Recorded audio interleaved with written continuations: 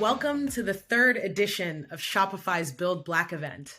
We have an amazing lineup of entrepreneurial content for you today. I'm Amena Egbaje, lead of the Black entrepreneurship team at Shopify, and it's my absolute pleasure to be your host for today's event. I'd like to take a moment to acknowledge that Shopify was founded on the traditional and unceded territory of the Algonquin of the Anishinaabe Nation, now called Ottawa.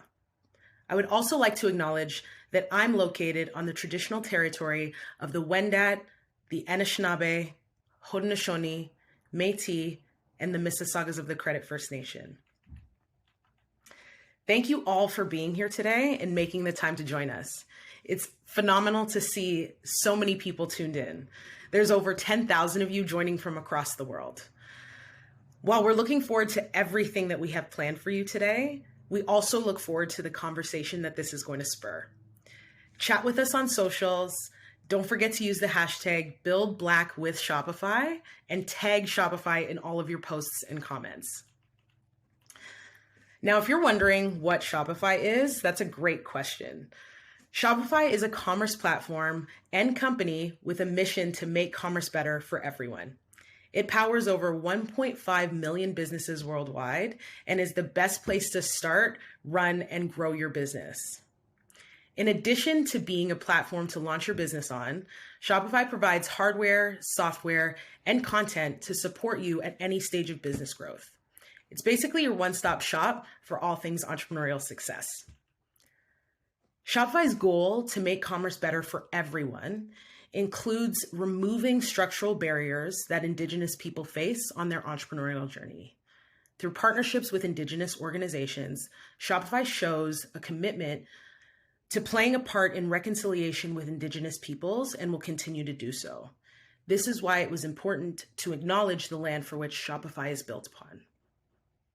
Now, as mentioned earlier, my name is Amena, and the work that I do at Shopify encompasses many things, this event being one of them.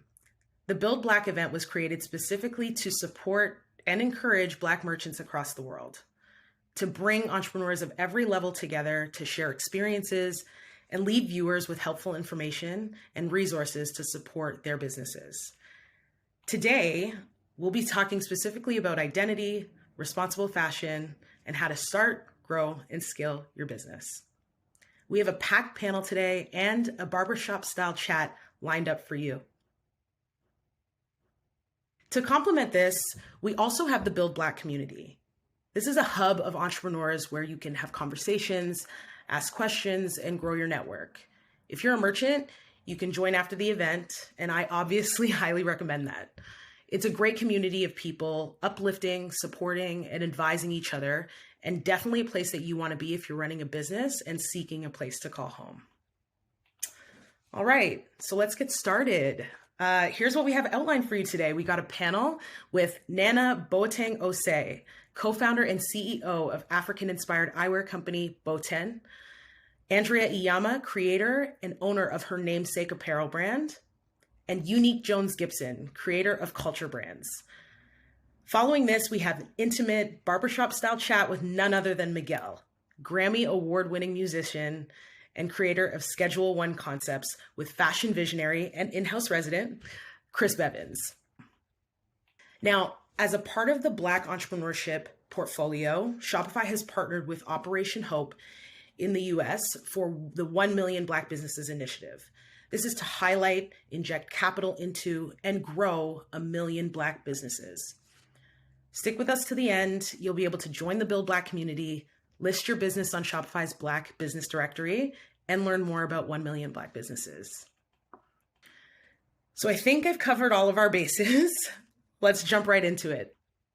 Our moderator for today's session is Brandon Davenport. Brandon is the co-founder of Baobab Clothing, a performance luxury and eco-conscious company, apparel company, built right here on Shopify. He's also the senior lead for the underrepresented entrepreneurs team at Shopify. Before joining us, Brandon led product development, product marketing teams generating millions in revenue for Fortune 500 companies like American Express, DirecTV, and PwC. In 2007, he co-founded tech startup Vesta Mobile Solutions, a SaaS SMS marketing company to which he sold to Aegis Mobile in 2010. Brandon is a graduate of Morgan State University with a degree in finance, a native of Baltimore, Maryland, but recently relocated to Los Angeles, California from New York, where he lived for 10 years, and he also has a dog named Harlan. I'll give it to you, Brandon.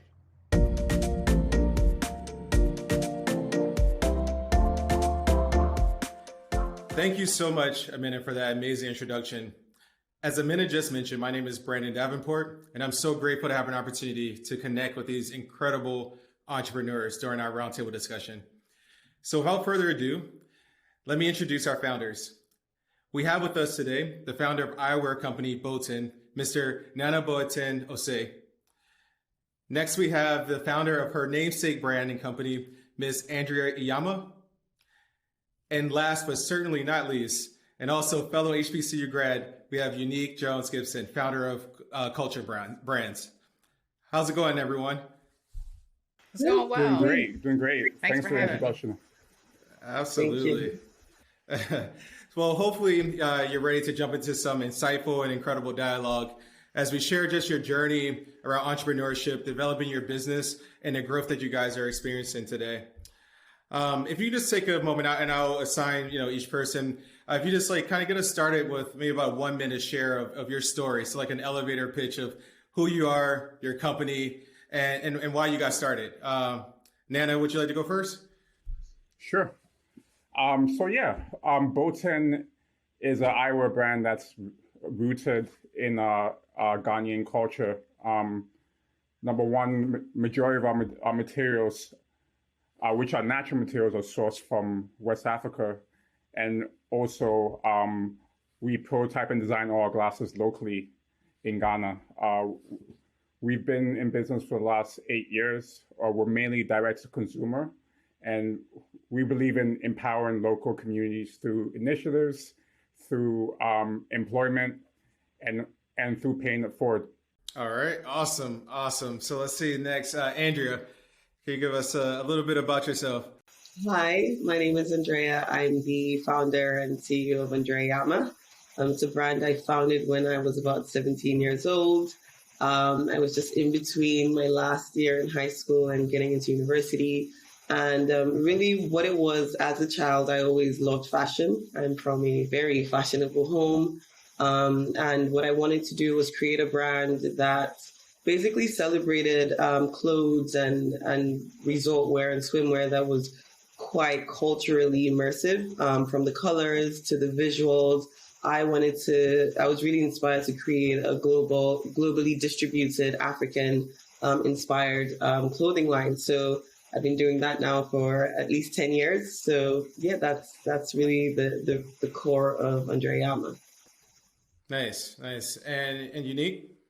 Yeah. Hey, Brandon. So Unique Jones Gibson, graduate of Bowie State University.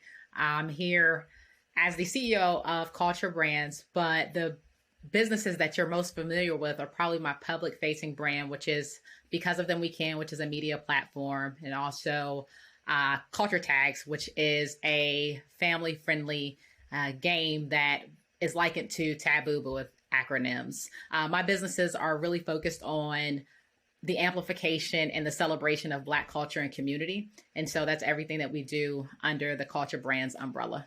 Very nice. Now, I'm about to ask a question, get just straight into the meat of it, right?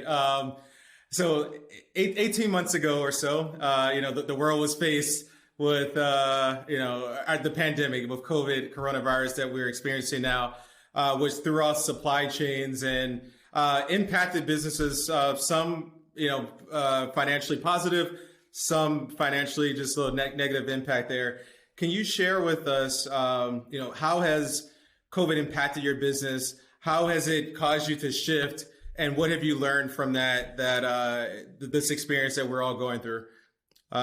Unique, you want to take that first?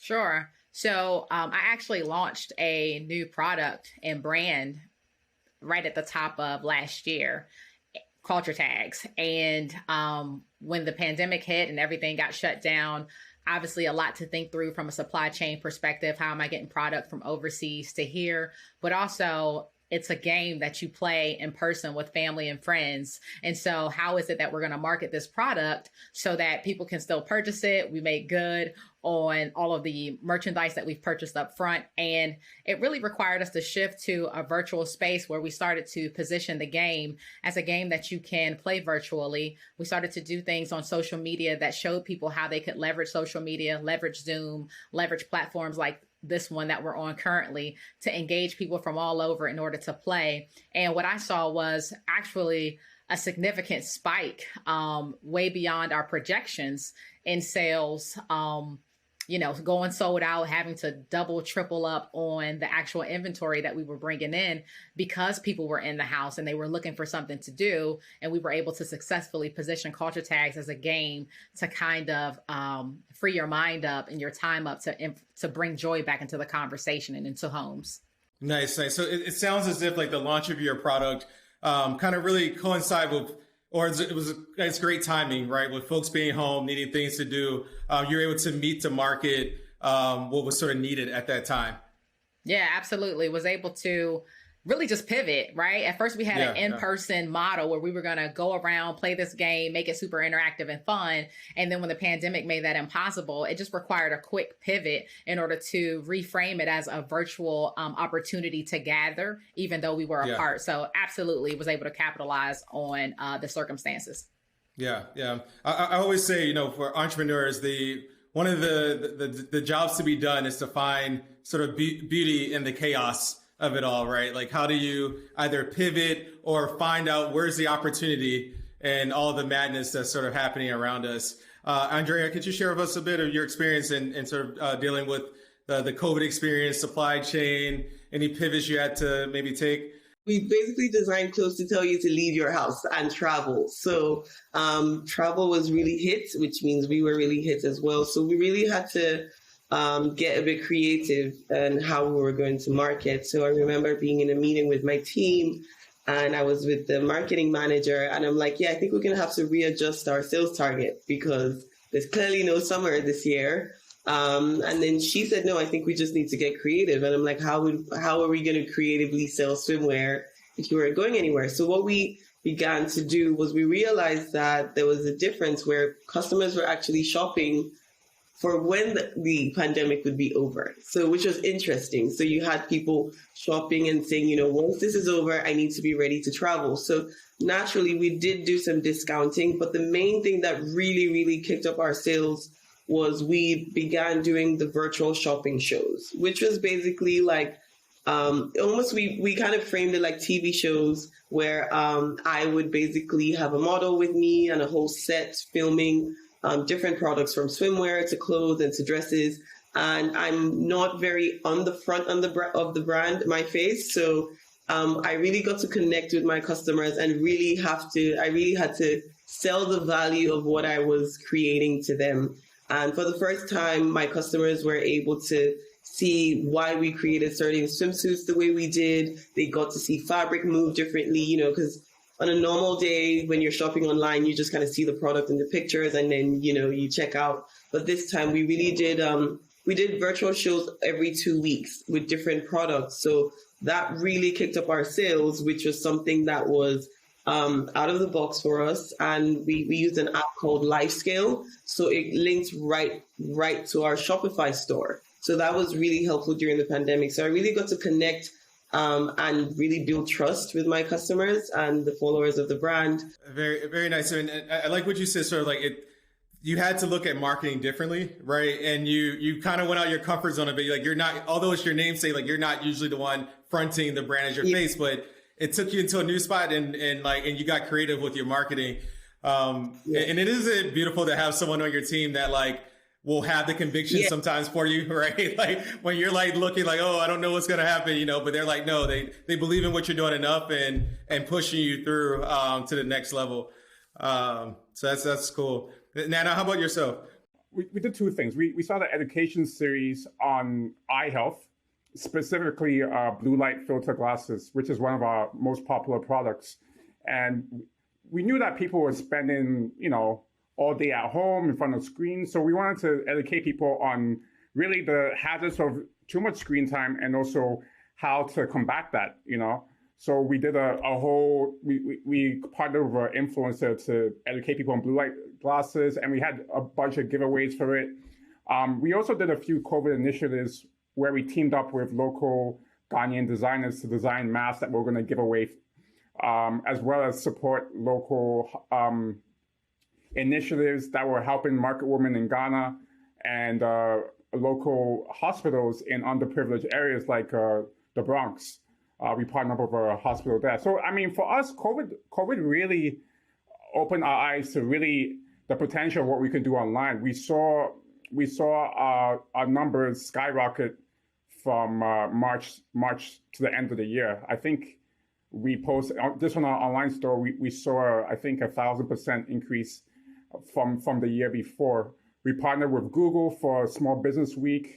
We did a campaign with Pinterest for they were featuring Black-owned fashion and beauty brands, as well as we did a capsule collection with HBO for the TV show Lovecraft Country. Another thing that we ramped up is our home try-on program, where we give people the option to try 3 glasses of their choice at home, and they can send it back.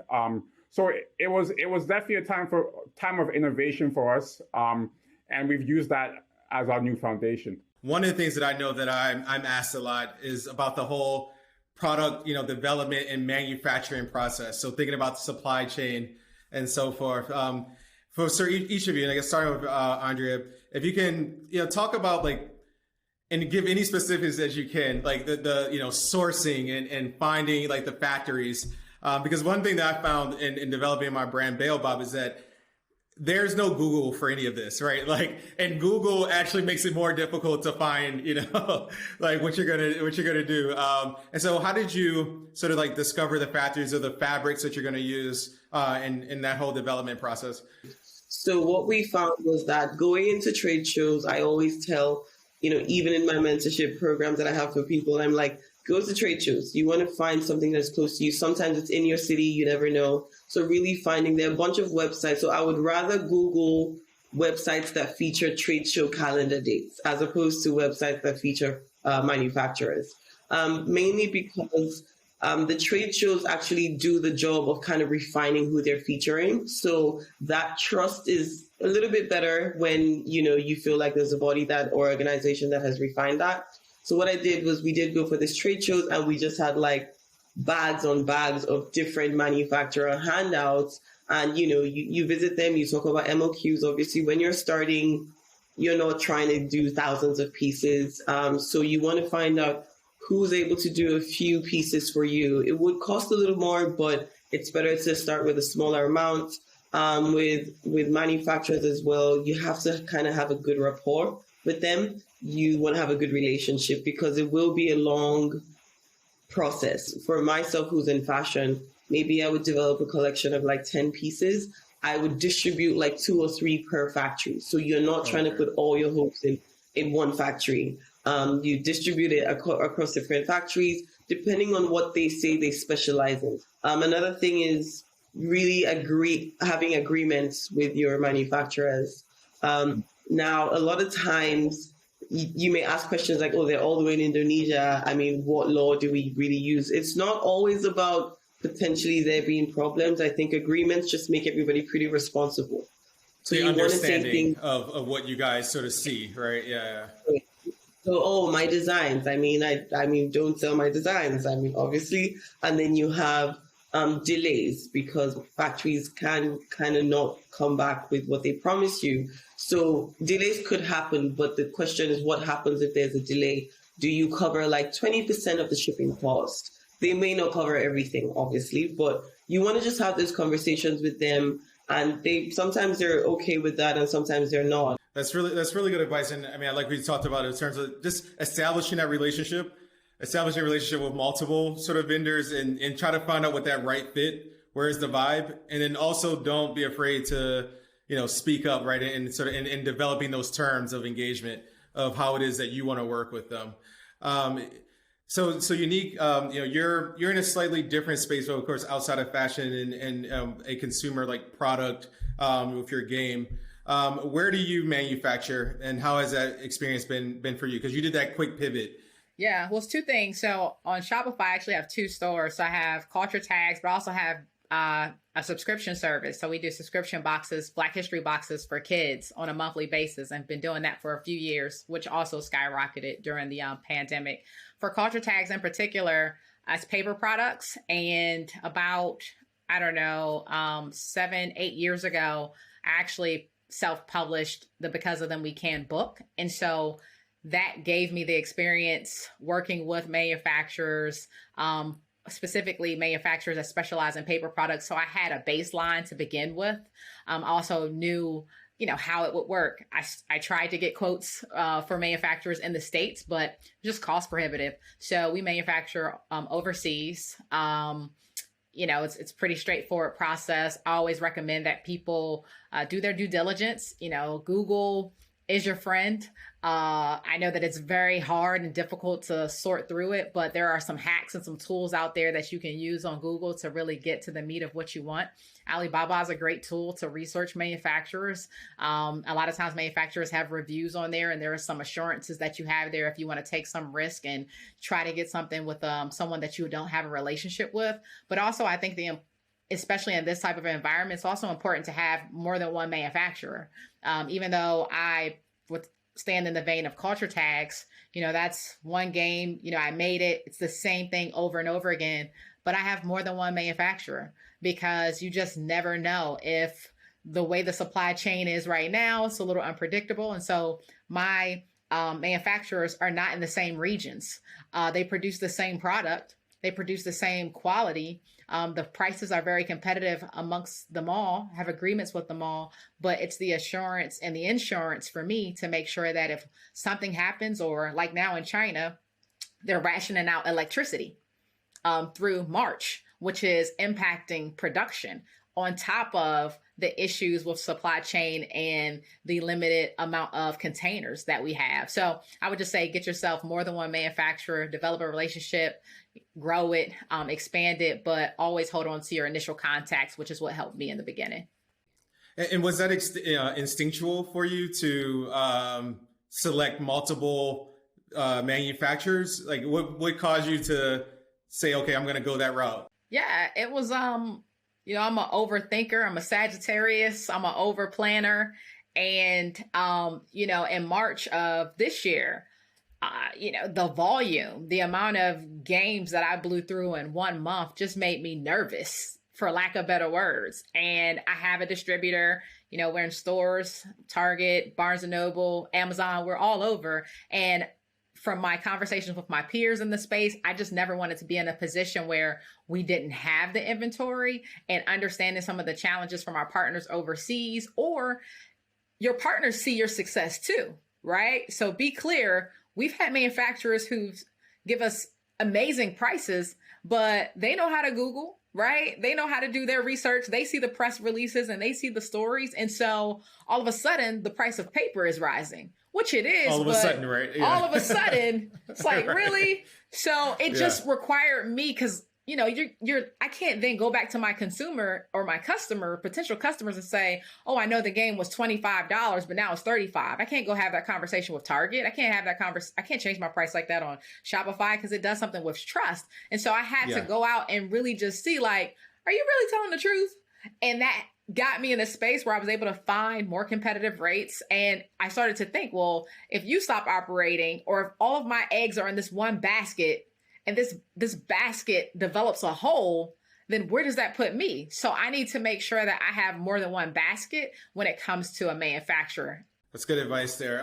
So Nana, you mentioned the term direct to consumer. You hear it out there, like a D2C brand, and that's how you mentioned that you sort of started the brand and started your site, sort of selling on your website. Can you talk a little bit about your experience going into stores and selling? I saw that you have like a stock list of you're in Nordstrom's and a few like merchants around the country. Can you talk a little bit about that process? Our whole strategy was to get into as many stores as possible, but the eyewear space is pretty competitive, and starting out, no one really knew who we were. So after appearing, I'm not sure if you're familiar with Dragon's Den. It's basically the equivalent of Shark Tank in Canada. Kevin O'Leary came from that show. After we appeared on Dragon's Den in our first year, we saw a huge spike in sales online, and it kind of just brought this paradigm shift for us to kind of focus on online.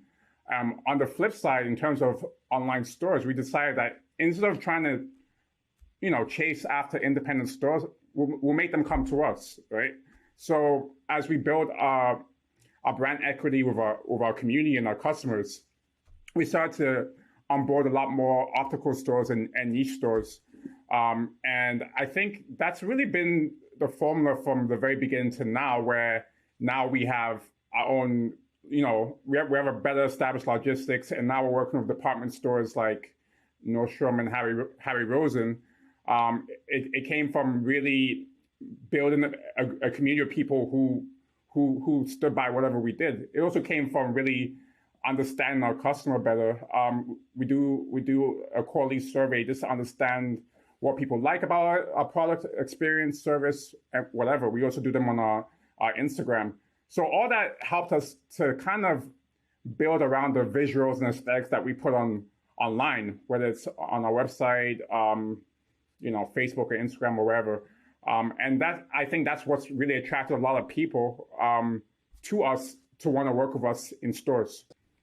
Awesome. And Andrea, I see that you are also selling in multiple retailers, right? So, going from being able to sell on your Shopify site to then working with retailers, what advice could you offer, or even just that experience? Like, what was that like, that transition from direct to consumer to also selling, wholesale or to retailers? When you're new, it's really, really hard to get into the department stores and quite competitive. So what we found was I always had priority was direct to consumer, but I knew that was really what I wanted to build. And then the B2C was something we were also working on the side. So whenever we got like no's or we're not too sure, your colors are too intense, your cuts are a bit too risky. So it didn't really burn us too much because we knew that there was an audience that really wanted the pieces that we were designing. It was at the time high waist swimwear or swimwear that was flattering on like curvier women that kind of looked like me, or just kind of unique bathing suits were really expensive. It was really high-end designers that were working on that. So we decided to build our audience, and how we did that was the visual campaigns were very important. So as our audience built, the department stores they were just flooding in pretty much. And so it was a time where, if you notice with social media, there was a shift between who determines what's selling. Because, historically, it was the department stores present to you what's going to sell. And then they see if it does well or not. But what we had was the people, kind of like a flip side of the triangle, where the audience kind of tells you, okay, we want things that, that are more flattering for more body types. But with the department stores and the distribution, there's a whole lot of numbers. It was like you're kind of quadrupling your numbers in such a short time. So I would say that if you're deciding to transition to B2B or more distribution department stores, it's great. It's great business, but it's very high inventory, and you have to be ready for that. So that's really the challenge, is working with that inventory, understanding how to still maintain your identity, because you don't want to get lost in the distribution and in the spread. Yeah, that's awesome. And I mean, first, let me say, like, I love talking business. I love talking entrepreneurship and like how to like grow and scale a business. And Unique, you do have a background in sort of like branding and in marketing, right? Can you talk a little bit about that importance, right, of setting that vision, building a brand, why that's important? Because for all of your sites, right, like the images are great, everything looks professional, right? Why is that important in the presentation of your company? Yeah. So first, when you're building something, you have to start with obviously the problem that you're solving or the value that you're adding, but really your why. Like, who are you doing it for? For what, right? So for me, I think that the appearance is paramount. Your messaging is paramount because that's what's going to attract people. A lot of times people say build it and they will come, and that's false.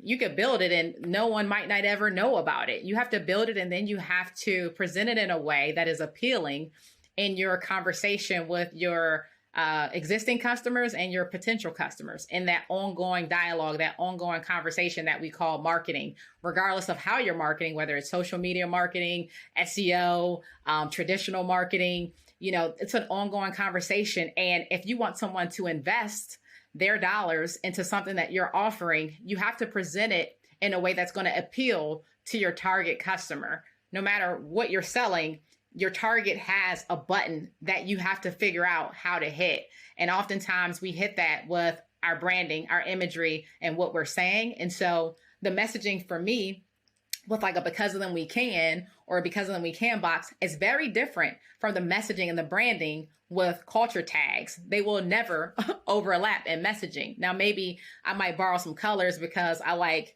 yellow and black because I'm a Bowie State University grad. But when it comes to how I'm talking to them, the aesthetics, they're different, although still professional. So you want to make sure that you present a picture that gets people excited about purchasing from you. And they want to make sure that they're purchasing something of quality, right? If your site's just thrown together, if your packaging is just thrown together, are you really going to get dollars from this individual that you don't know to trust and believe that you're going to deliver on whatever it is you're promising?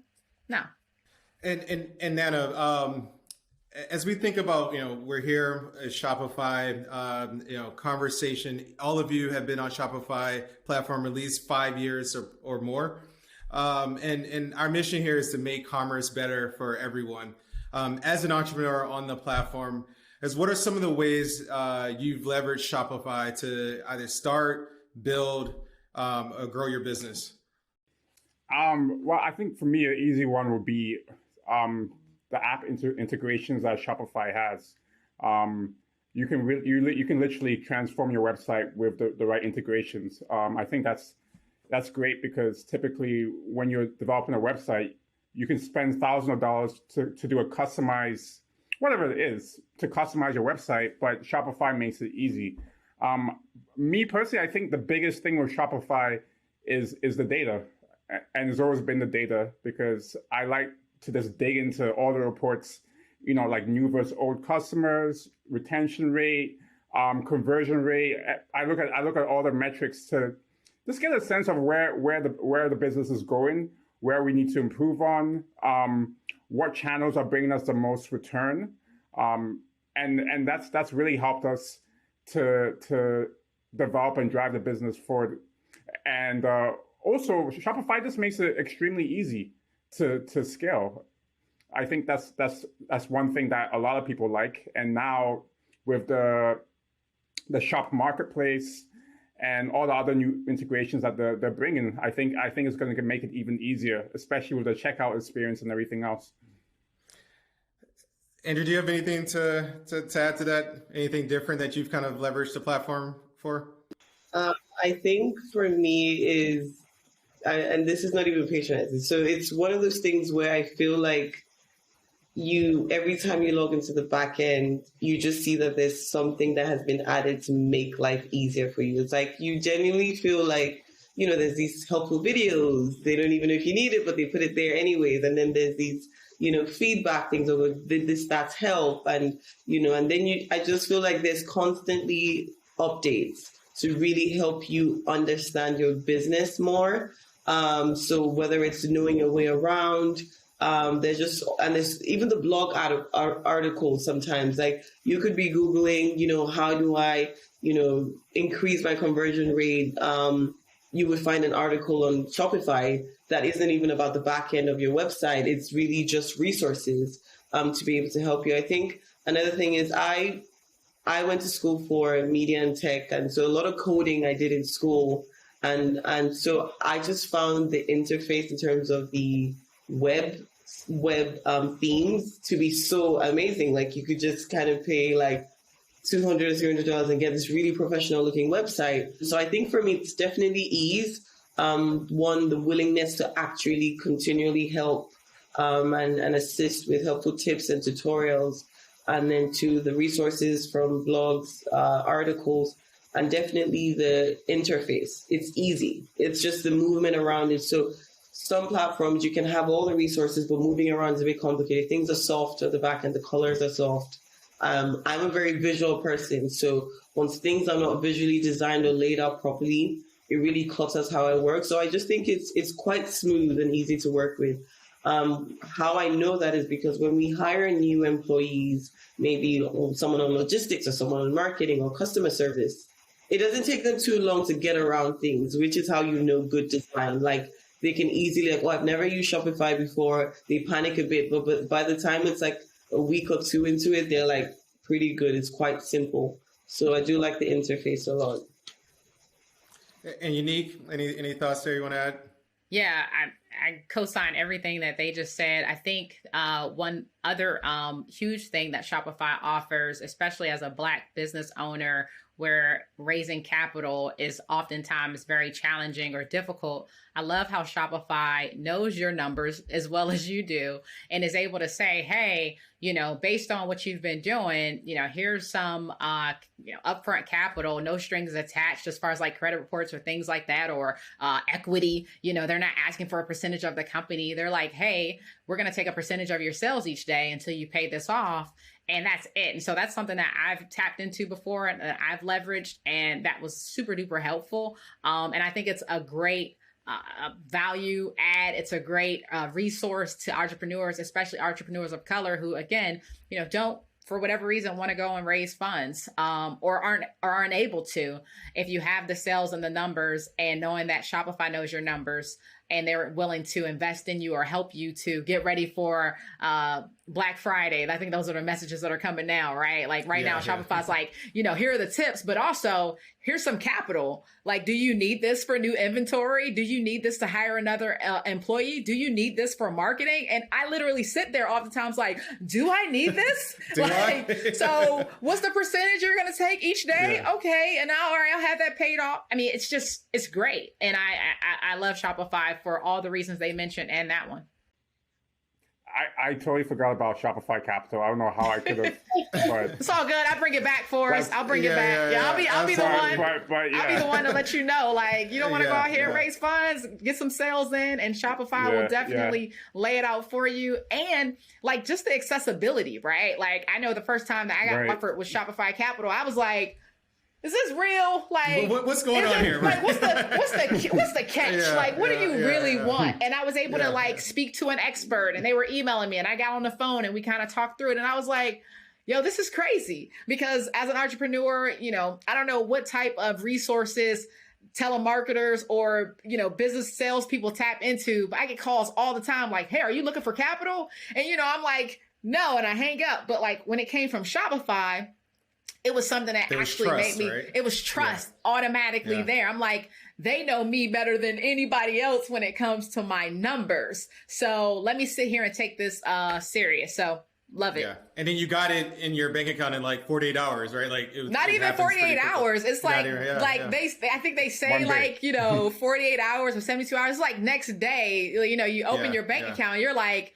oh my gosh. And then you don't feel it, right? You don't feel it because it's like the money comes out of a daily, a portion of your sales. And so as long as you're doing your due diligence, which got you the offer, and you're still making those sales, like you're in a great space. And I don't know if many models like that, where it's just like, let me hold a few dollars. I'm going to give it back to you. I'm going to give it back to you daily. So I love it. Yeah. It's definitely clutch, Shopify Capital.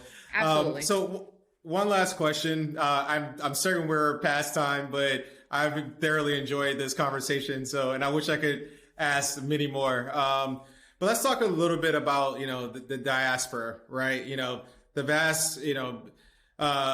The vastness of it, how beautiful it is, Black people around the globe. Unfortunately, sometimes how we got around the globe, but like black people around the globe, connected and having similar yet different experiences and cultures, right?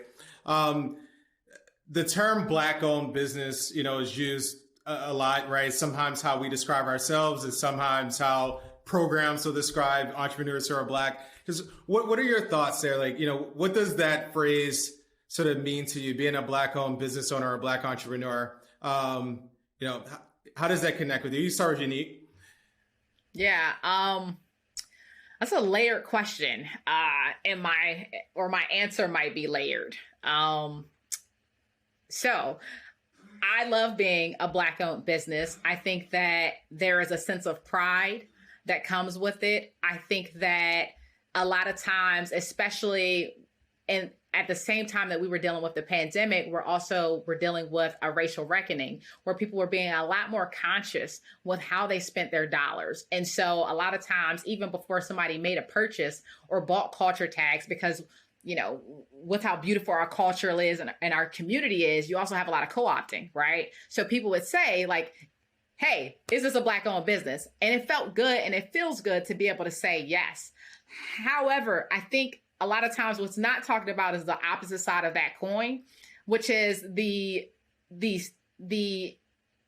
not only the expectations, but it's almost like, and I don't know if I'm supposed to talk about this or not, but I just shoot straight from the hip. Let's go with it. Let's go with this. But a lot of times, it's a point of pride, but I've seen where people who invest or shop with Black-owned businesses don't come sometimes from a genuine space when they do it. And so it's like, if the order's a day late, right? Or if the postal service loses the package, it's almost like falling back on the fact that it was a Black-owned business is like what's raised versus like really looking at the issue, which is like, all right, we had a breakdown in logistics. It's no need in bringing up the fact that I supported you because you were a Black-owned business and you let me down, right? We call that. See, this is why I don't shop with Black businesses. You're exactly. Like, wait, what? I feel like we have these just panels. Got to you 2 hours late. What are you talking about? Exactly. I think these panels are great, and I think that I'm proud to be a Black-owned business. We have it on our site. Even where we merchandise on Amazon, it says it's 100% Black-owned and operated. I'm super proud of that. I'm proud to be Black, on the inside and outside. But I think that what's annoying is when people almost look for fault because it is a Black-owned business, or look for a reason to say, this is why I don't support Black-owned businesses. When if you're saying or making a statement like that, you're at the core, your reason for supporting the business was flawed from the beginning. And so I think that comes with the territory of us elevating Black-owned business. It's like another layer of inspection or another set of eyes that go on every single thing that happens. Whereas if Nordstrom's is late, I gotta say Nordstrom's with an S, right? If Nordstrom is late on a package, you're not going to call Nordstrom and say, this is why I don't support run businesses. It doesn't happen that way. So I think that's kind of like the opposite side of the coin that we don't really talk about. But as a business owner, a Black-owned business owner, I hear it a lot in my circles, and, it's just another perspective. Yeah. And I agree there. You were striking some personal chords I've experienced. You can edit it out. Listen, you can edit it out, but I just, I think it's great. More power to all of us. But I just want people in supporting Black-owned businesses to support them for the right reasons, not so that you can, say this is why I support or this is why I don't. It's like the product's great, the service is great. You can support a Black-owned business. Do it. Right. Nana, do you have anything to add there? I totally echo a lot of the points that she's talking about. It's great to be, I'll just be, from my personal perspective, I'm not really talking on behalf of Bolton right now. I'm talking from my personal perspective. It's great to be a Black-owned business, but I think sometimes being a Black-owned business means that people want to put you in a box. And I think whether you're a Black-owned business or not, the quality and the standards that you want to exceed should be there, right? And obviously, if you look at Silicon Valley, I think, I'm not sure if the numbers are correct, but I think less than 5% of Black-owned businesses are funded. So we clearly have less resources to work with, but people hold us to the same standards as they would hold other companies that aren't Black-owned, that do have access to more funding to build better infrastructure. So I think from a consumer's perspective, we are held to a higher standard. To be a successful Black-owned business, you have to do so much more than the average business, right? So I think ultimately, from a consumer perspective, there should be more understanding that it's not easy by any stretch of the word, right? But ultimately, we do the best we can, and like you said, like whether you're a Black-owned or not, you're gonna make mistakes, and when those mistakes are made, you hold yourself accountable. Like, yes, this is a mistake. But I completely agree with what you said about, oh, this is why we support you, or this is why we don't support. I mean, we get those emails too, where it's just like, oh, I'm only supporting you because of the fact that we got to support, which is great. But I mean, the support is mainly because you like the products, right? Like, they also recognize that you have an amazing product first, right? Like, that's the thing that you actually, want to hear, right?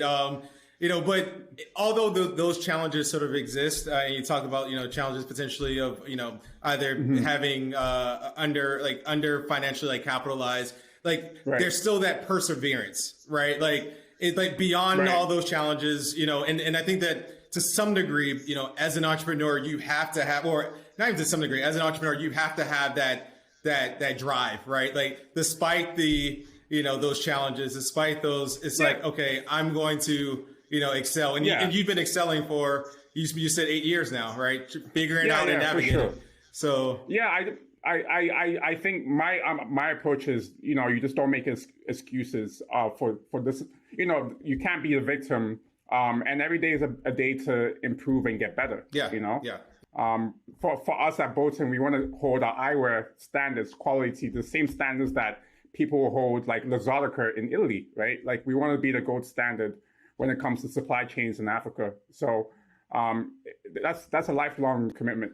I could have a separate conversation with you on the supply chains in Africa. Like, I would love to have that, sometime soon. Andrea, any thoughts on that topic of the diaspora and being a Black-owned business, a Black entrepreneur? Yeah, so I completely agree with you, Nick, on that part. So there's a great part of obviously the patriotic, support. And then there's the side of, as a consumer of so many different brands, I would say shamelessly that I shop a lot. So I have similar experiences across different brands. So I always look at myself as a business owner as well as a consumer. And I'm, sometimes when I see those comments and I'm like, this is so interesting. The supply chain has no color in it. The product development has no color in it. It's literally processes that happen regardless of who the color of the owner is. And sometimes you genuinely don't have control over these things. Now, do I expect customers to be considerate of business owners? Probably not. It's just not what people do when they're buying a product. They're thinking about their money first. So it's one of those things that as a Black business, if you do experience that, don't let it hit you in the head. It's going to be one of those things that hopefully over time, we can, being a Black-owned business is not a trend topic. It's what is normalized, because what we want at the end of the day is not to be a trend, but to be a normal standard way of operating. The future is really not about continuing a trend, but really standardizing things. Because the moment we standardize this, then it means that we can even just get even better. Like, then we can have even bigger things to work with and bigger visions and even more products and just more partnerships and collaborations. So what I'm hoping for is that this normalizes. That's what I want to see, and it just gets better. Because trends come and go, but we need this to stay. Absolutely. Well, this has been an incredible conversation. I'm actually a little sad that it has to end because there's so many more questions that I have for you guys. And I think you've been incredibly helpful for, someone that's listening in and trying to figure out how to navigate either the thought or idea of starting their business, or they're at that point of that they found their customer and now they're trying to scale and grow. And so in each of you guys have achieved that within the business that you are running. I would love to, if you just quickly share, each of you, how can folks learn more about your brand and find your website? We start with Andrea. Okay, so my brand is andreaiyama.com. And our Instagram is the same handle as well, Andrea Iyama. So that's AndreaIyama with an H. Sometimes people miss that. .com. So yeah, you can find all our pretty stuff over there. Awesome. And Nana? Yeah, you can check us out on our website, Bolton.com. That's BOHTEN.com. Also on our socials, be it Instagram, Facebook, YouTube. It's just BOHTEN. And you can find us there. Awesome. And then Unique. Yeah, you can find us online at becauseofthem.com or at culturetags.com, and the same handles at culturetags and at becauseofthem across platforms. Awesome. Thank you so much. Once again, my name is Brandon Davenport. My business is Baobab Clothing. And I am also the senior lead of the underrepresented entrepreneurs here at Shopify. I'm so happy to have this conversation. I hope that we can actually do something like this again soon. There's so much, I think, more gems, more nuggets, advice and guidance that you have through your experiences that we could get out to the folks that are looking for inspiration to grow their brand. So again, thank you so much for this opportunity. Thank you for spending your time with me. And I look forward to connecting soon. Thank you. Thank you for having us. Thank you. Thank you. Nice meeting you, Andrea. Nice meeting you. Yeah, nice meeting you. Nice meeting you. When I first meet entrepreneurs, I tell them not to wait. I say, get started now. Do it as fast as possible, because you don't want to be looking back 5 years and you're like, I didn't do anything.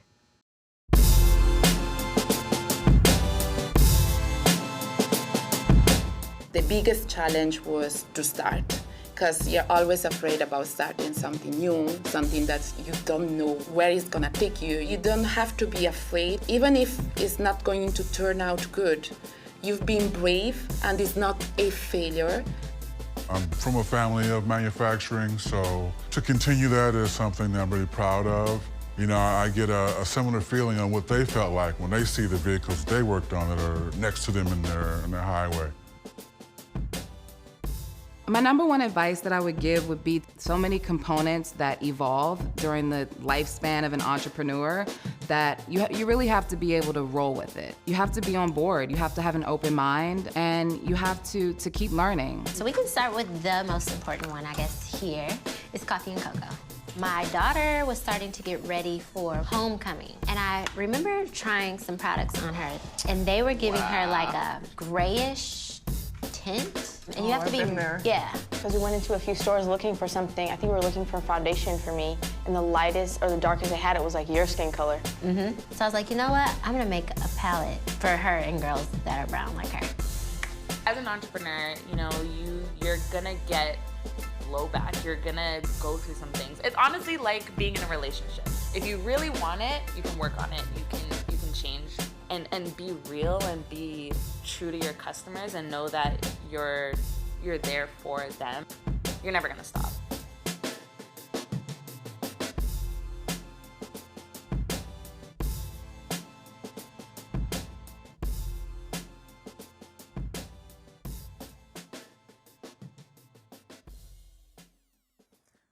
I am so excited about our next segment, and likely what many of you are waiting for. We'll be chatting with Miguel, Grammy Award-winning singer, songwriter, producer, and founder of Schedule One Concepts, along with Chris Bevins, creator of Dine and fashion visionary, who has worked with some of the largest apparel drops that you can think of, including LeBron James's earliest collection and leading Nike's 25th anniversary Air Force One campaign. All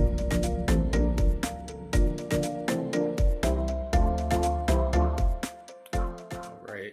Thank you so much, Amina, for that great introduction. I'm so excited to have this opportunity to chat with such powerhouses in the creative space. We have first up, we have Chris Bevins. Chris has been the face behind, or the guy behind many brands, the guy in the background that we don't know is actually making stuff happen. He's a creative director, the founder of his brand Dine that we're going to talk about a little bit later, and the senior creative lead here at Shopify under our creators program. Chris, thanks for joining us today. Thanks for having me, Brandon. So happy to So be excited. here. That's good. That's good. And the man who needs no introduction, but I'm going to give you one anyway. We've enjoyed his music for some time, and beyond music, the artistry that he brings to this industry. Grammy Award winner. This is someone I've listened to throughout the years and have grooved and danced and had a good time. But without further ado, I'd like to introduce Grammy Award winner Miguel. How's it going today? Thanks, Brandon, man. I'm excellent. Thank you. Very happy to join you guys. Chris is a longtime homie and friend, and man, I'm just happy to join. Yeah, have this conversation. It's good to have you here. So Chris, you actually mentioned to me the other day that you and Miguel have known each other for a few years now, have worked together on a few projects. Miguel, how's it been working with Chris, and what are the things that you guys vibed and worked on together? More so ideating on different things, and also collaborating on just what is happening, and just having those discussions, I think, go a long way, especially when you're trying to predict what's coming. Having that kind of discourse with someone you respect, and you're just like, okay, they absolutely have their finger on the pulse and have had tremendous success in doing it in the past. It's like you really do appreciate those moments when you get to have those quick conversations, quick quips, sharing ideas, sharing references, and also going, oh, maybe you never thought of. And that's where Chris has been super helpful. He's like, yo, you should check this out. Maybe you like this, and having that sort of counsel, people you respect and that you really, really, really just like on a personal vibe, which we all understand can be 90% of this whole thing. It's like, do I vibe with the person? It goes a long way. So really, really happy to have Chris, man. Yep. Super humble. And you've been supporting me for some time, man. Just even when we were in Paris, during Paris Fashion Week, pre-COVID, just coming by the showroom, spending hours with me, not just walking through my brand, but I was sharing the showroom with other brands, and you graciously spent time with each one of those brands in that incubator that I was in Paris. And that meant a lot, to our, our community there. And the ideas just started flowing, and and it's like, to have you in the mix. And, at that time in Paris, it was exciting. Like the energy in the air, this is pre-COVID, and we're just hustling, we were all just hustling. But you're trying on pieces and, and just having real constructive conversations about techniques and zippers and all those little details. So having good counsel, it sounds like is important when you're developing, something and, taking it from ideation to, to market, right? Many people, don't really know this, or some people, I should say, don't know this, Miguel, but you've launched and you have your own brand, your own Shopify website. Can you tell us a little bit about that? Yeah, S1C is a brand I launched earlier this year, soft launch, which really centers around building conscious, offerings that maybe don't lead with that portion as the selling point. And I think the big change now is that I think sustainability, conscious production, ethical production should sort of be built in, and just having conversations with with the homies like Chris, who have expressed different, who have expressed to me when I ask different challenges that they deal with. It's like, okay, there's an opportunity to sort of start developing, start learning about this and how we can meet a new demand. I really do feel like the next generation of consumers is going to expect sustainability, ethics, and conscious production to be a part of it, a part of the whole offering. So S1C really is about where I grew up. It's me telling my story about where I grew up and why I move and create the way that I do through through the aesthetic nature of clothing. Which is excellent. Nice. So go ahead, Chris.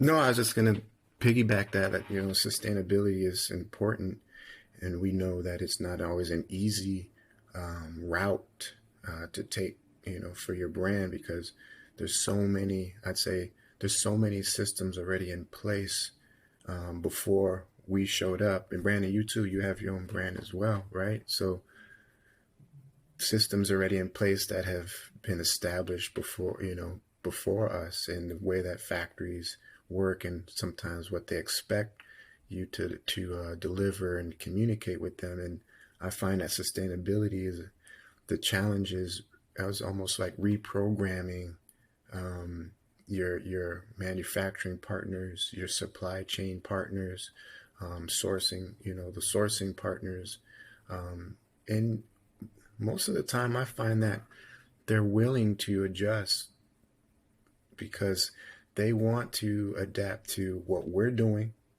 and our style and aesthetic, and enlightening them on our POV of what sustainability means in our world and the culture that we're in, from materials, utilizing them in a very I'd say efficient way, all those things. So, but it can be profitable at the same time. So I think that's the swing that we're seeing now, that sustainability doesn't mean niche, it means profitability and consciousness. So and Miguel, you started out your company with the idea of sustainability in mind. Myself, when we started Baobab, it was all sustainability was at the forefront of as we were looking at development. Chris, you've worked on brands for some time now, and before sustainability became such a I guess I'll call it in vogue, right? This vogue thing to do. Yeah, catchphrase, the catchphrase, right? How has that journey sort of been? Like, how have you seen the industry sort of change? And I think for both of us, or for the entire panel, like, what is the responsibility of the corporations, companies, artists, as it pertains to sustainability? Like, what should they include this in their business practices, and like, what is their responsibility in this, in making the world a better place?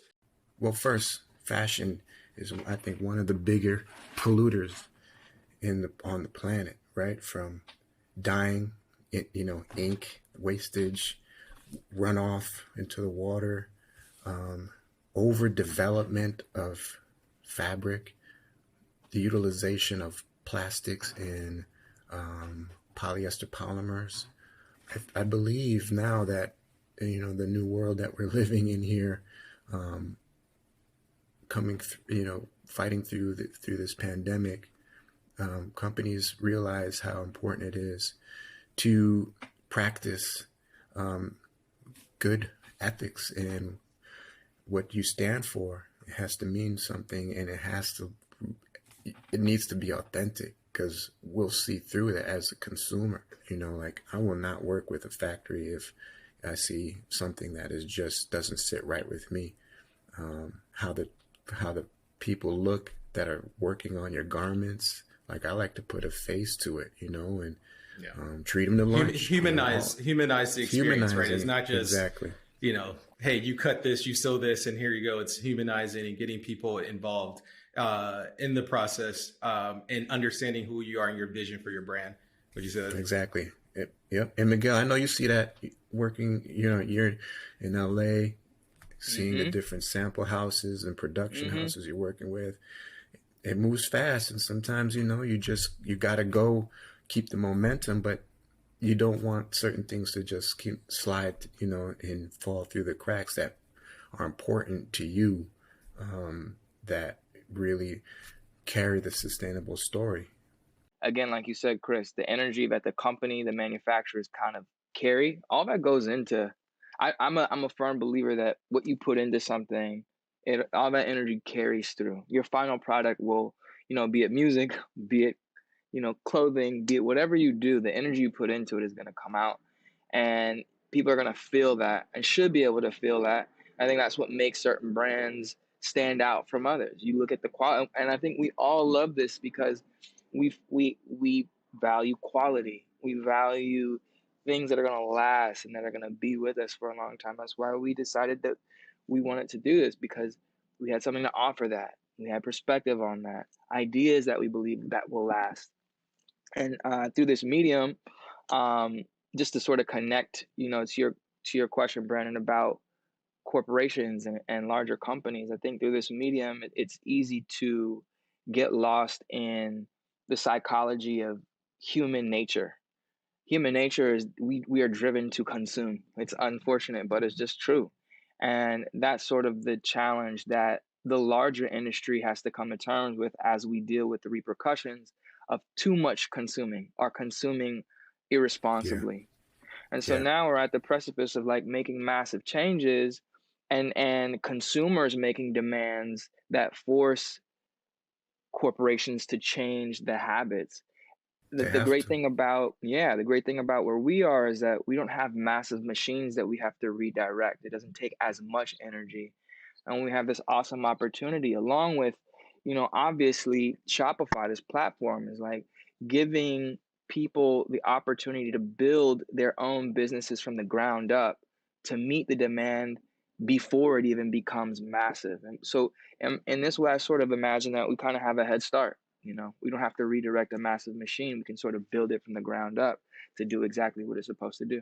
So you touched on a few interesting and sort of meta points that like I just want to cover and say really quick. So like you talked about like sort of the energy that you put into something and how it reflects and what you're creating, right? And how people sort of ideally will resonate with that because it's the energy that you put into developing. And then also you mentioned sort of the human behavior to consume. I don't know, that resonated for me a bit. Like we just buy. I'm in New York right now, and I just I'm in Soho and I'm walking around. It's just there's nothing but just consumerism here, right? But it's all about there are some companies that are taking the responsible approach to doing it, and then some are just doing it from just the talk, but not necessarily walking the walk. I read a stat somewhere that I think that there's about 33 million tons of fabric waste that happens every year, right? That ends up in our landfills and that happens generally like with fast fashion where you get it, produced quickly, you wear it. And oftentimes we're not thinking about that as humans, right? Especially as Americans, like how, we're grateful to have like the things that we have here. And so we're not thinking about the actual environmental impact because we don't necessarily always physically see it, the impact that we're having to our environment every day with that waste that we're creating. So you brought up, I think, Chris, earlier, I think both of you guys actually, in COVID, right? Like, we're 18, I guess, plus months into this pandemic that everyone wants to say that, now that COVID's over, but it's not, right? Although the cases are dropping, so definitely grateful for that. But what has the effects of COVID, Miguel, had on the way that you are looking at your business now, and how has that sort of changed, or have you had to pivot during this time for both of you guys? Big time. I think just the issue of transport, especially internationally, which to be frank, like for my business and the business that I wanted to build, we were trying our best to find the best way of meeting sort of this standard of creating and producing as sustainably and responsibly as possible. And the moment you start transporting goods and you have to factor in emissions. So transport wasn't something that I was ideal, but because again, as we all know, like manufacturing in general, you sort of, especially in this industry, is very specific. There's like, it's like Italy for manufacturing is probably at the very, pinnacle of quality. You think Italy is like, if you're getting your goods produced in Italy, you're probably going to have the highest quality, or it's assumed. There's a perception that goes along with that you translate to your customer base. And that will likely affect your price point and so on and so forth. So all the economics of that is a whole other finite system. But for us, producing elsewhere made the best sense because doing it here, it was gonna one, translate into higher cost for our customer, and it was gonna require a lot more legwork in terms of staying close. Whereas we found manufacturers who are already ahead of the game, 10 years ahead of the game in Portugal, that worked for us. So However, once COVID hit, obviously that meant that, sampling, trend, like all of the things that we all know that needs to happen. It was like hit the brakes.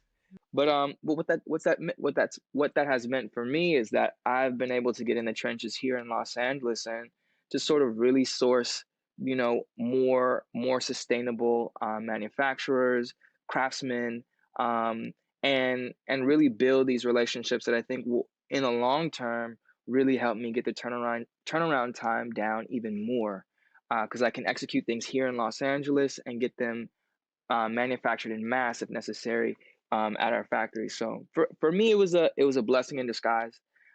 This is a big learning experience for me, but it's been really dope, man, to jump in the trenches and to have the bandwidth to do it too. Yeah, just it's interesting, like that pivot to domestic manufacturing, right? Like the prices might be a little bit more, but do you find that it's worth it because you're closer to the product and maybe it kind of balances itself out because you're not, you don't have to maybe commit to as many units internationally if you were in China per se, or, if you're there versus having it, LA and stateside. Like I think that kind of works itself out, from what I've been seeing and just, some of the sampling that I've done, stateside. Like we forgot that there's a lot of really good manufacturers here in the United States that we can work with, even Canada, Mexico as well, like in this hemisphere. I think for me, my business was financially rooted in Hong Kong, and my partners, they basically had to shelve my brand, because they're a manufacturing private family, and they got hit just like we all got hit, and so business side of things, that's a tough one to swallow, as an entrepreneur, building, my brand on Shopify for the past 5 years as well. But it made me think differently about the business and my approach to the business and what I've learned over the decades that I've been doing this. And look where I've ended up here at Shopify. To have this conversation with you and Brandon, man, is special for me personally. I'm still sharing my knowledge, and I'm still have my fingers, my pulse on on the fashion world. But I find that it's an incredible opportunity for us right now to like introduce what we're our brands to to the world in a different way, and show the resilience of entrepreneurship, and showing the flexibility of the Shopify platform. I find it very interesting. But just throwing that out there. And Brandon, what's your brand name, Brandon? Yeah. So the name of our company is Baobab Clothing. We named the company. What does that stand for? Yeah, we named the company after the Tree of Life. So it grows in most parts of Africa and in parts of Australia. And, the whole idea for us is that, talking about the fashion waste that I was talking about before, like we wanted to create clothing that not only looked great, but lasted a long time. Right. So for us, it was all about like the functionality, durability, in our positioning, our thoughts about sustainability. And we launched with polo shirts. That's something that I wore, in corporate America, right? Like polo shirts. I've been wearing polo shirts, ever since a kid, right? And so, we wanted to do it like, how can we create the best polo shirt, and thinking about what best meant, or the perfect, right? And so, taking all of those things into consideration, with our brand, adding a no curl collar, or, using Pima cotton versus like regular cotton, although it's more expensive, right? It's a better quality, less, it's not as dirty, it's organic. It's like, and so, but taking all those things into consideration to, again, create the perfect, polo. So, we're touching on so many different like topics that like, and I know that we have limited time. I have so many questions that and routes that we can go with this conversation. So Miguel, you had mentioned, like you launching your company on the Shopify platform, and I've heard that you like get behind the wheel, basically. You're the one sort of like driving and adding in like SKUs and updating product images and so forth. So, hey, I'm going to ask, is that true? Like, everyone wants to know. And then it can, like, talk about like how are you able to like navigate all that and lead such a busy life?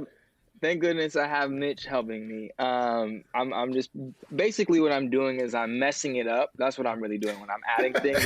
I'm ruining it. Yeah. And then I have a great team. They're like, oh, this is what you meant to do. Got it. Yeah. No. Like I am a very hands-on kind of person. I mean, I saw my father as a carpenter first. He was a carpenter first growing up, and then as he was going to school, he became a teacher. But my family's always been very hands-on. My music is very DIY. And this venture for me was about the education part as much as it was about the opportunity to create a platform and build a community around an ethos, a belief that, sustainable practice, sustainable business doesn't have to look and feel earthy.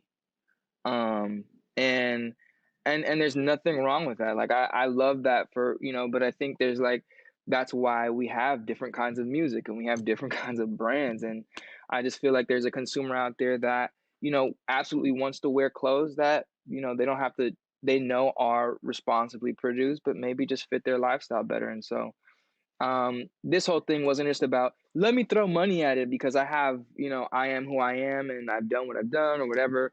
And been able to experience success, but it was more about what's the real energy about? And S1C is really about DIY lifestyles, like anyone who decided to live alternatively and to tailor fit their life and their lifestyle around standing out and being different and hopefully changing the world. Love that. Can you talk a little bit about, so Miguel, I've seen that you've done some interviews where you talk about, when you first were coming out as an artist, the labels wanted to kind of put you into this classic or whatever, this template as an R&B like singer, right? But when you took control of that, of your vision and that brand and saying, okay, no, this is the artist that I want to be. And, you had this sort of success and you started to thrive as an artist.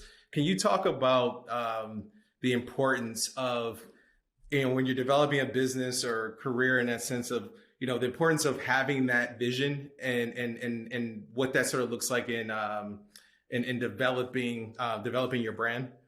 At the end of the day, each one of us started our own brands based on what we wanted to see in the world.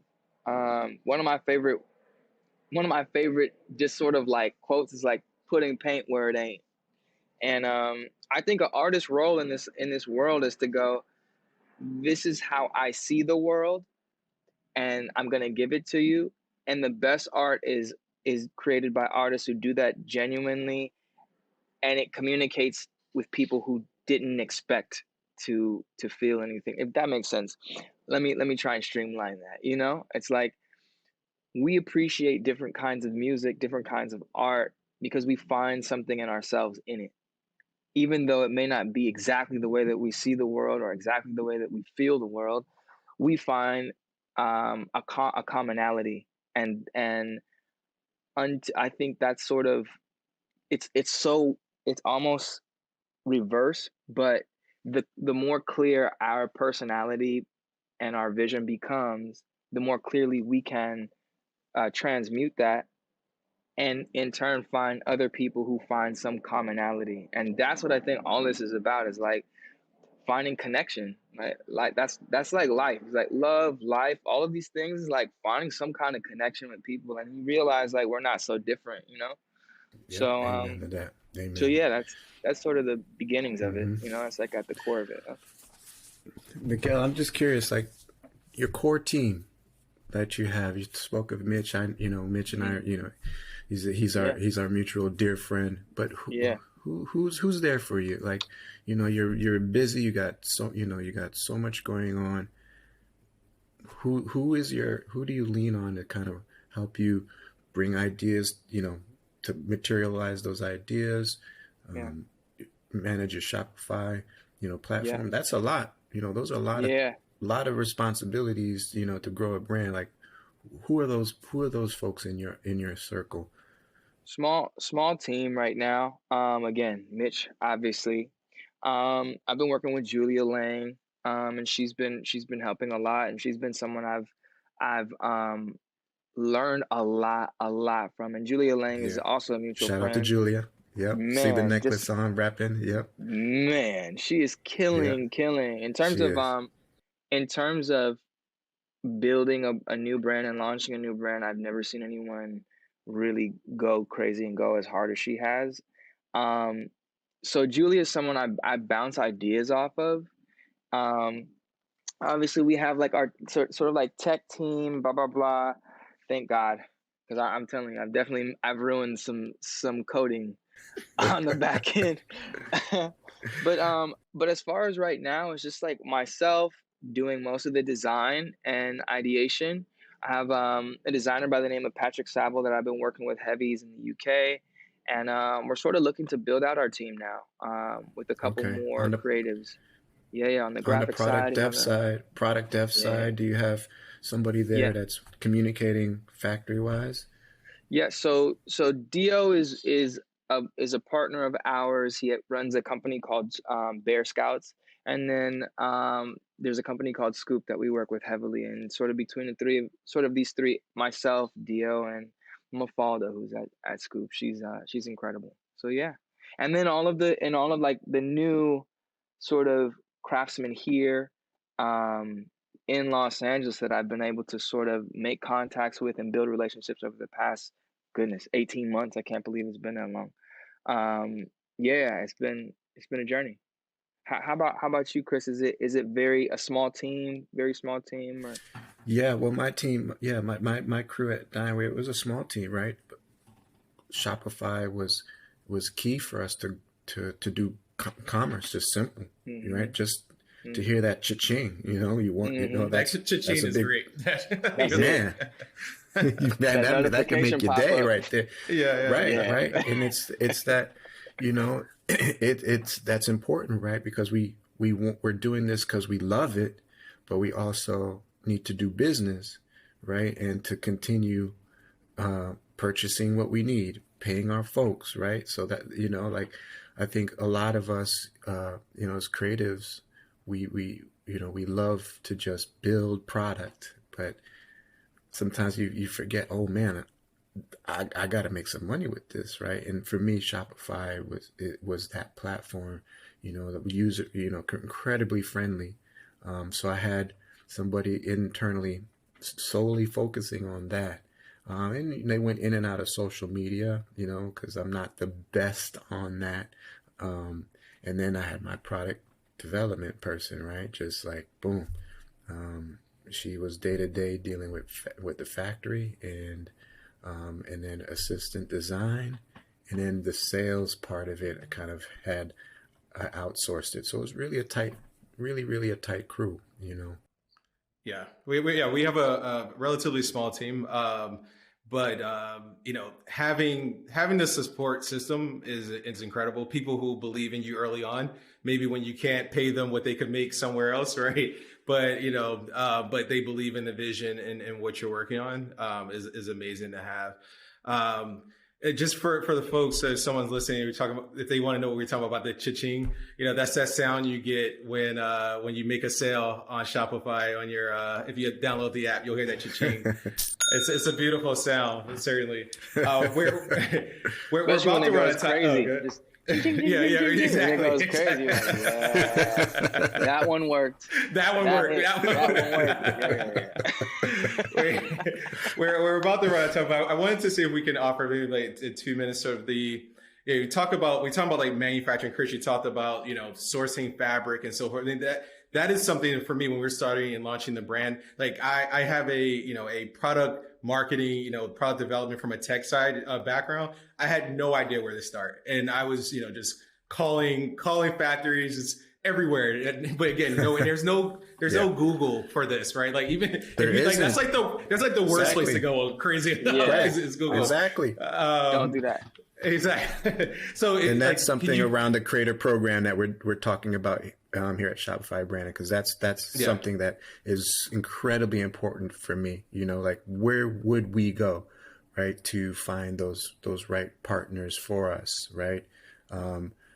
We have our network, right? Miguel, I can hit Miguel can hit me, Brandon's, back, we can go back and forth like when sharing resources, but, we have access, and we have a lot of access, a lot more access than, kids that I mentor, and help guide through their brand building experience, right? Because they're asking me questions, and it's just like second nature. It's like the back of my hand for me. But I'm like, oh, that's right. Where do you go to make this pattern?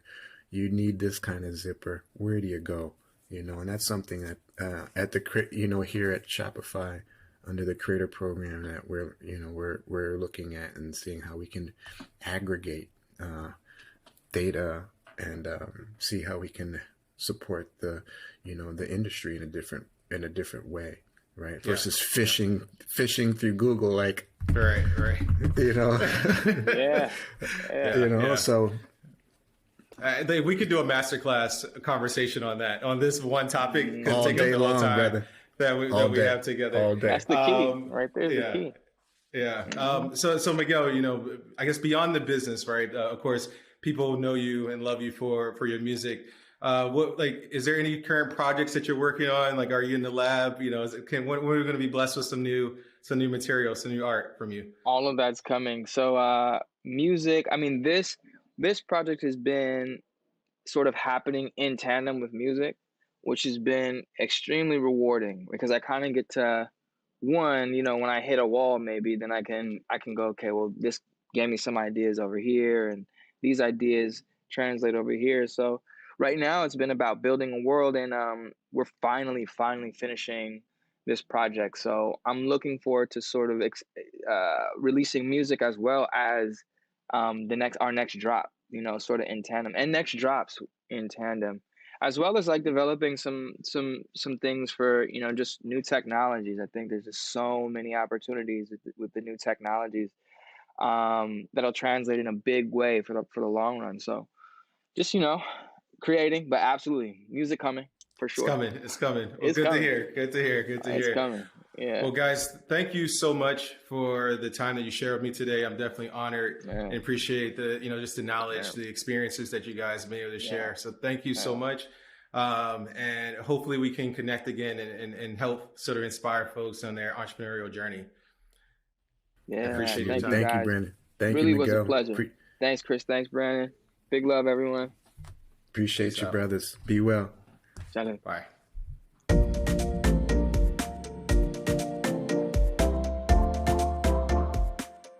This has been so insightful.